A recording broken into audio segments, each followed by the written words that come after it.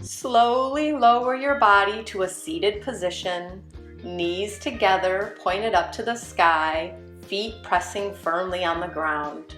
Grab an imaginary string on the top of your head and pull yourself up tall.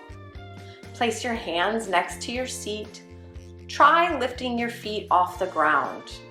Remember to breathe. Try lifting your feet a little higher. If you feel steady, you can try to lift your hands off the ground or extend your arms forward. Imagine flowing down a river in your beautiful and sturdy boat.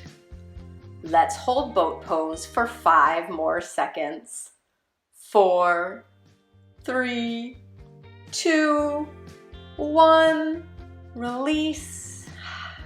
If you found this video helpful, please give it a thumbs up.